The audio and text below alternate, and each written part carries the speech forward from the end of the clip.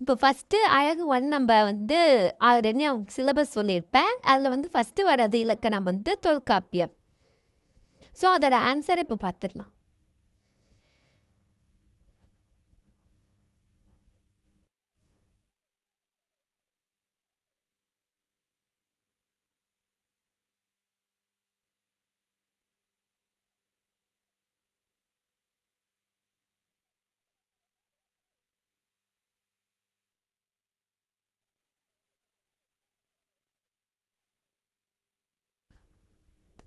இங்க பாயரம் அப்படின்னா உங்களுக்கு வந்து உரை அப்படின்ற ஒரு பொருள் தரும்.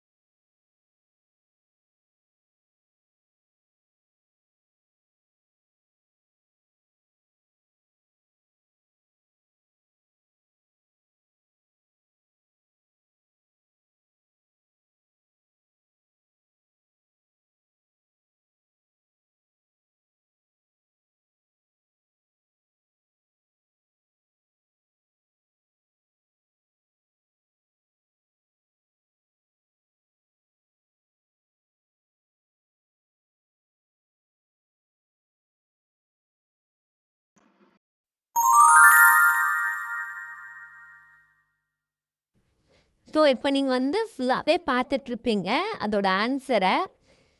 ஸோ இந்த கொஷின் வந்து எப்படி கேட்பாங்க அப்படின்னு பார்த்தீங்கன்னா, 5 மார்க்ஸில் வந்து பண்டைய தமிழ் இலக்கண நூல்களை பற்றி குறிப்பு வரைக அப்படின்றது வந்து கொடுத்துருவாங்க. அப்படி இல்லைன்னா இந்த இலக்கண நூல் அதோட பேர், இப்போ தண்டி அலங்காரம் பற்றி குறிப்பு வரைக, இல்லைனா வந்து தொல்காப்பியம் பற்றி குறிப்பு வரைக அப்படின்னு கூட கேட்பாங்க. ஸோ இந்த வந்து இயல் ரொம்ப இம்பார்ட்டண்டான ஒரு இயல் தான். ஸோ இதில் வந்து நான் வந்து ஒரு டிப்ஸ் மாதிரி சொல்கிறேன் உங்களுக்கு எப்படி படிக்கணும்னு. இப்போ தொல்காப்பியம் அப்படின்னா தொல்காப்பியத்தில் ஒரு அட்லீஸ்ட் ஒரு 3 லைன் டு 4 லைன் நீங்கள் படித்து வச்சுக்கோங்க. இது வந்து அதில் இருக்க இன்ஃபர்மேஷனை 4 படித்து வச்சுக்கோங்க. மீதி ஒரு 8 பாயிண்ட்டுக்கு வந்து நம்மளுக்கே வந்து தெரியும் தொல்காப்பியம் ரொம்ப தொன்மையான நூல், அதுதான் வந்து முதன்மையான நூல்.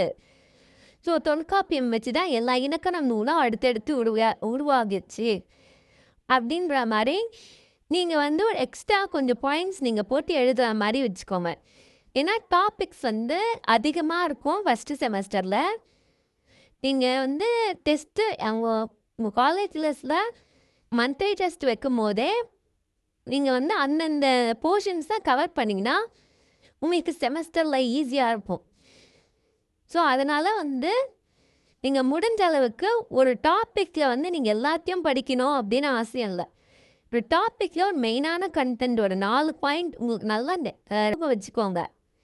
மீதி பாயிண்ட்ஸ்லாம் கொஞ்சம் ஓனில் எழுதுங்க. அப்போ தான் வந்து நிறைய பாயிண்ட்ஸ் வரும். உங்கள் ப்ரெசன்டேஷனும் கொஞ்சம் அழகாக இருக்கும். நன்றி. மீண்டும் வருக.